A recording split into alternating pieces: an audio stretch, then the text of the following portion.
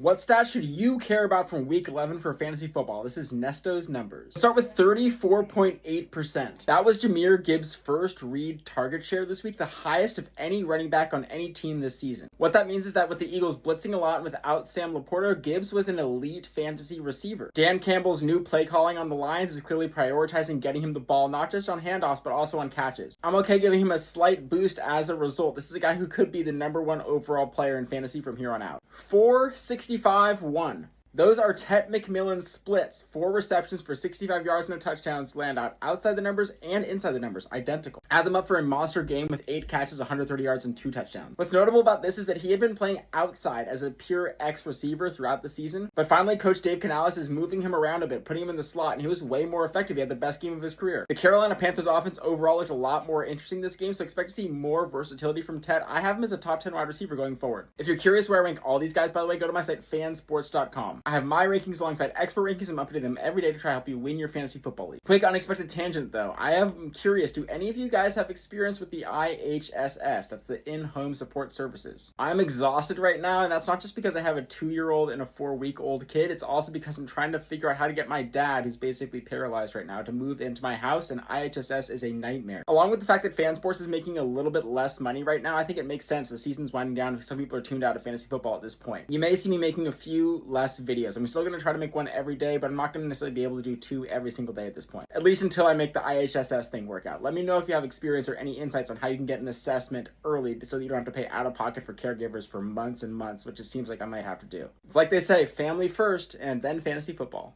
36%. Someone in the comments will tell you what that means. 54% versus 24%. Those are Bashal Tutton's rush share percentages from weeks 1 through 10 versus week 11. This week he had 54% before his injury. Even though Travis Etienne had a great game, still, this is a 50-50 split in his backfield. Both guys are worth rostering. Just check what the status of Tutton's injury is. Let's talk about speed. 21.07 miles per hour. Derrick Henry's top speed on his big run. This is still a big play threat guy in an offense that has a pretty friendly schedule going forward. 21.09 miles per hour. Sean Tucker's top speed on his 43-yard touchdown run. Yeah, pick him up. I told you guys last week. And 19.53 miles per hour. This is Marcus Mariota's top speed on his 44-yard run. This is a guy I really like with a bad defense who can run the ball surprisingly fast for a QB in his 30s. 20.5 versus 12.2. Those are Emeka Egbuka's fantasy points per game before his injury versus after. He's been the wide receiver 29 after his injury, but interestingly, he has more expected fantasy points after the injury than he did before. There's going to be some positive regression. I still have him as a top guy. Don't forget to check out fansports.com if you're curious exactly where I rank all these guys. Thank you guys for all the positivity and support. Love posting these videos to help you win your fantasy football league, and thank you for spending a few valuable minutes of your day with me here. Stay learning. I'll see you in the next one. Peace. And sincerely, any IHSS advice could change my dad's life.